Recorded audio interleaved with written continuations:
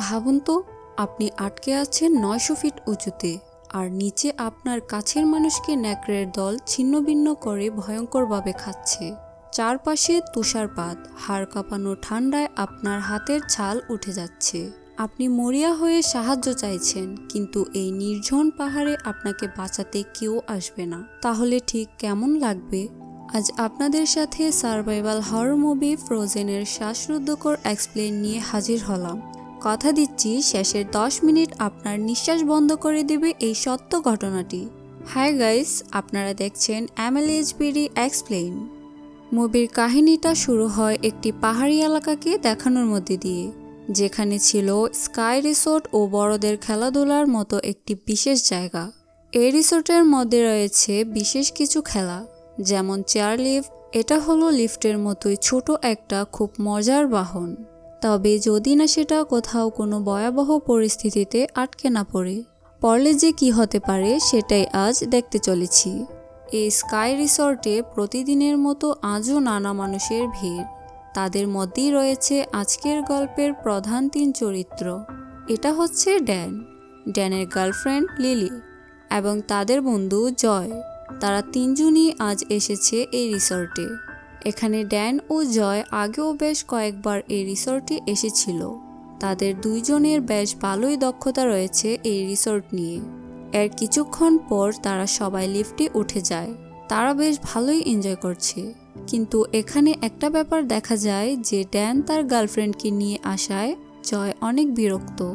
জয় আসলে চেয়েছিল প্রতিবারের মতোই যেন তারা 2 জন এখানে এসে মজা করবে, কিন্তু লিলিকে নিয়ে আসার জন্য জয় খুব একটা ফ্রিভাবে সবকিছু বলতে বা করতে পারছিল না।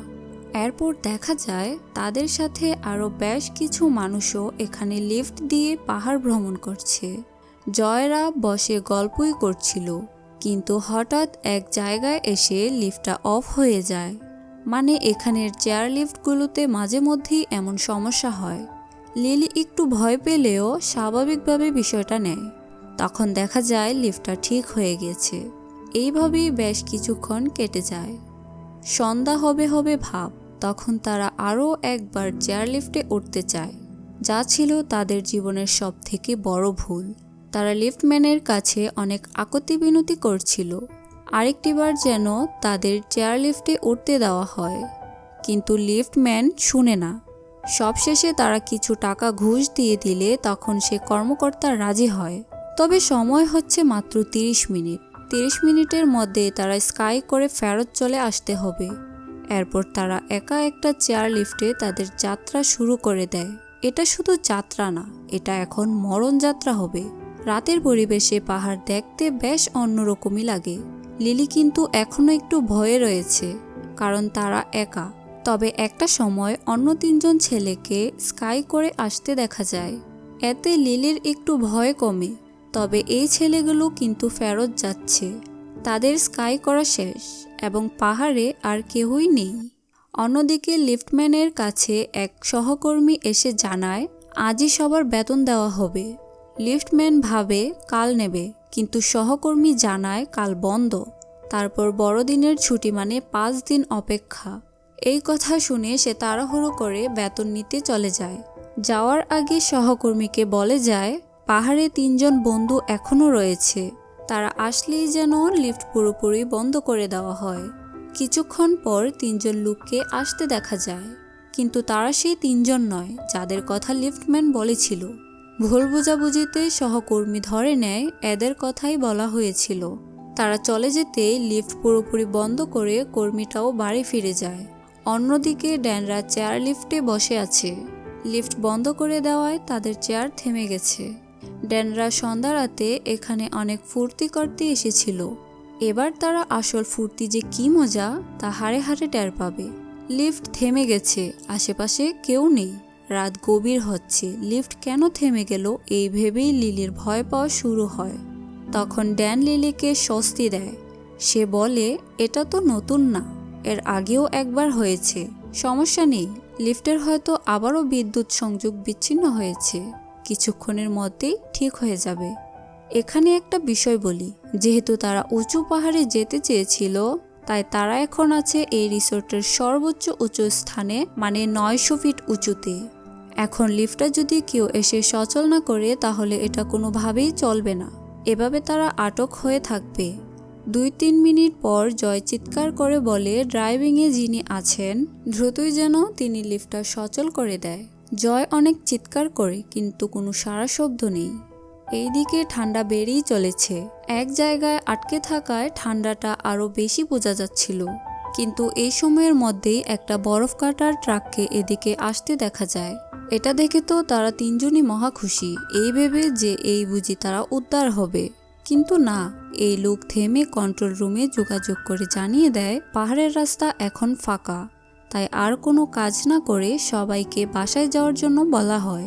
এরপরেই ট্রাকটা সেখান থেকে চলে যেতে থাকে, যেটা তাদের আরও বেশি আতঙ্কিত করে তোলে। তারা প্রচুর চিৎকার করে কিন্তু কিছুই হয় না। সবাই তখন তাদের হাতে থাকা গড়ি, ব্যাসলাইট বা যাই পাচ্ছিল তাই ছুঁড়ে মারে ট্রাকটার দিকে। কিন্তু প্রবল ঝড় এগুলোর কোনোটাই ট্রাকের আশেপাশে না গিয়ে অনেক দূরে গিয়ে পড়ে। ট্রাকটা চলে যাওয়ার পর সবারই প্রায় মৃত অবস্থা। এখন ড্যানরা কি করবে? তারপর ড্যান তার পায়ের পেটটা খুলে নিচে ফেলে দেয়। দেখা গেল পেটটা মাটিতে উপর নিচ হয়ে পড়েছে। হঠাৎ পাহাড়ের মাটিতে বরফের পরিমাণ বেড়েই চলেছে, মানে সরাসরি মাটিতে পড়লে যে ক্ষতিটা হতো তা এখন পড়লে আর হবে না। তো সব মিলিয়ে ড্যানের কথা হচ্ছে সে চেয়ার লিফটে আর থাকতে পারছে না। এবার সে ঝাঁপ দিবেই। এতে সে বেঁচে গেলে গেল, না হলে যা হবার তাই হবে। লিলি ড্যানকে ঝাঁপ দিতে বারবার বারণ করছিল, কিন্তু এটা ছাড়া আর কোনো উপায় খুঁজে পাওয়া যাচ্ছে না। ড্যান লিলি ও জয়কে আশ্বাস দেয় সে বেঁচে গেলে বাকিদেরও উদ্ধার করে নেবে। এই আশায় ড্যান ঝাঁপ দেওয়ার জন্য প্রস্তুত। সে এক দীর্ঘশ্বাস নেয়, তারপর চোখ বন্ধ করে উপর থেকে ঝাঁপ দিয়ে দেয়। ড্যান ভেবেছিল বরফের আস্তরণ থলের মতো কাজ করবে, কিন্তু সেটা হয়নি।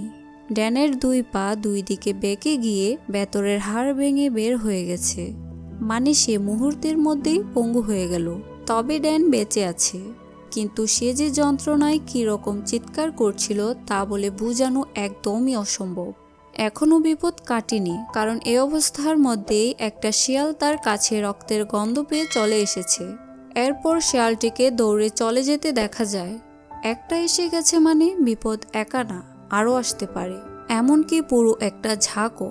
রক্তমাখা এ জায়গায় ড্যানের আর থাকা মানে মৃত্যুকে ডেকে নেওয়া, কিন্তু সে নড়তেও পারছে না।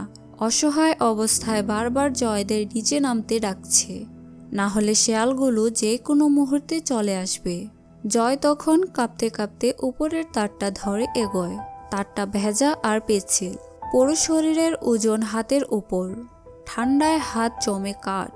কিছু দূর গিয়ে নিচে তাকাতেই তার বুক হিম। নিচে ইতিমধ্যেই শিয়ালের ঝাঁক ঘিরে ফেলেছে জায়গাটা। ভয়েতে সে লিফটে ফিরে আসে আর লিলির চোখ চেপে ধরে এবং জয় লিলিকে নিচে তাকাতে দিচ্ছে না, কারণ ড্যানের এমন মৃত্যু লিলি সহ্য করতে পারবে না। তারপর যা হওয়ার তাই হলো। সেই ভয়ঙ্কর দৃশ্য ভাষায় আনা অসম্ভব। একের পর এক শিয়াল ড্যানকে টেনে ছিঁড়ে ছিঁড়ে খাচ্ছে। ড্যানের আত্মচিৎকারের উপরে দাঁড়িয়ে জয় আর লিলির শরীর কাঁপছে, বারবার গা শিউরে উঠছে। কিছুক্ষণ পর চিৎকার হঠাৎ থেমে যায়। নিচে পড়ে থাকে শুধু ছিন্নভিন্ন দেহের টুকরোগুলো, কেননা ড্যান আর নেই। ঘন্টা কয়েক পর রাত প্রায় 2টা বাজে। আবার হালকা তুষারপাত। জয় যখন তার বেয়ে নামার চেষ্টা করেছিল তখন তার হাত কেটে গিয়েছিল। এখন সেখান থেকে রক্ত পড়ছে। শারীরিক যন্ত্রণা যেমন ভয়ঙ্কর, মানসিক অবস্থাও ততটাই ভয়ঙ্কর। ভয়, অপরাধবোধ আর রাগে তারা একে অপরকে দোষারোপ করতে থাকে, কিন্তু শেষমেশ তারা দুইজনই বুঝতে পারে এটা শুধু কারো একার ভুল নয়। এই মৃত্যুর ভাগীদার তারা তিনজনই। এরপর তারা সেখানেই ঘুমিয়ে যায়। হিম হিম ঠান্ডায় পার হয় সে রাত। সকালে তুষারপাত থেমে গিয়েছে, ঠান্ডাও এখন আগের থেকে কিছুটা কম। কিন্তু এখানে দেখা যায় লিলির খালি হাতটা লিফটের মধ্যে রাখা। এটা ছিল তার একটা মস্ত বড় ভুল। ড্যানকে তখন শিয়ালের হাত থেকে বাঁচানোর জন্য লিলি তার এক হাতের গ্লাভস ছুঁড়ে মেরেছিল, আর তখন থেকেই লিলির এক হাত ফাঁকা। হাতটা লিফটের গায়ে রাখার কারণে লোহার সাথে এঁটে গিয়েছে। হাত ওঠাতে গিয়ে হাতের পুরো চামড়াটাই ঘষে যায়। তখন তার হাতে প্রচুর জ্বালাপোড়া করছিল। এরকম অবস্থায় সকালে ভালোই রোদ উঠেছে, এতে ঠান্ডা কমে তারা কোনোভাবে বেঁচে আছে। পৌর রিসোর্ট বন্ধ, দুপুর হবে হবে এমন সময়। তো এই সময় লিলির টয়লেটের চাপ পড়েছিল। কোনো উপায় না পেয়ে সে লজ্জাবোধে এই চেয়ারেই টয়লেট করে। এতে তার খুবই অস্বস্তি হচ্ছিল। দুপুর পার হয়ে যাচ্ছে, দুইজন দুইজনের সাথে কথা বলে নিজেদের স্বাভাবিক রাখতে চেষ্টা করে। বিকাল হয়ে সূর্য ডোবা ডোবা একটা ভাব। এখন পর্যন্ত কোনো মানুষেরই দেখা নেই, এর মানে কেউই এখানে আসবে না। এ আশায় বসে থাকা বোকামি ছাড়া আর কিছুই না, কারণ রাতে যদি তুষারপাত হয় তাহলে তাদের মৃত্যু নিশ্চিত। তারপর জয়কে দেখা যায় সে উঠে দাঁড়িয়ে তার বেয়ে এগুচ্ছে, কিন্তু যাওয়ার সময় চাপ পড়ে চেয়ার লিফটের একটি স্ক্রু খুলে যায়। এতে লিফটটা একদিকে হেলে পড়েছিল। লিলি কোনোভাবে সেটাতে এঁটে থাকে। এদিকে আবার নিচে এ সময় কিছু শেয়ালকেও চলে আসতে দেখা যায়। ওপরে জয় ঝুলে আছে, লিলির পড়ে যাওয়ার মতো অবস্থা। অন্যদিকে শেয়ালগুলো মুখ তুলে বসে আছে, কখন তারা এ খাবারগুলো পাবে। জয় তার ধরে এগোচ্ছিল, বরফ ঘষে তারগুলো আরও ধারালো হয়ে গেছে, তাই তার হাত কেটে ক্ষত বিক্ষত। তবু অনেক কষ্টে সে পুলের কাছে পৌঁছে যায়। কিন্তু নিচেই উৎপেতে আছে শেয়াল, নামার সাথে সাথে আক্রমণ করবে। জয় লিলিকে বলে স্কাই ডালটা তার দিকে ছুড়ে দিতে। ডালটা হলে অন্তত শেয়ালগুলোকে তাড়াতে পারবে। কিন্তু লিলি ছুড়ে দিলেও সেটা তার কাছে অবধি পৌঁছায় না। এখন আর কোনো উপায় নেই। কিছুক্ষণ পর শেয়ালগুলো দূরে সরে গেলে সুযোগ বুঝে জয় পুল বেয়ে নিচে নামে। কিন্তু মাটিতে নামার সঙ্গে সঙ্গে শেয়ালগুলো তার উপর ঝাঁপিয়ে পড়ে। ওরা দূরে যায়নি, পাশেই কোথাও উৎপেতে লুকিয়েছিল।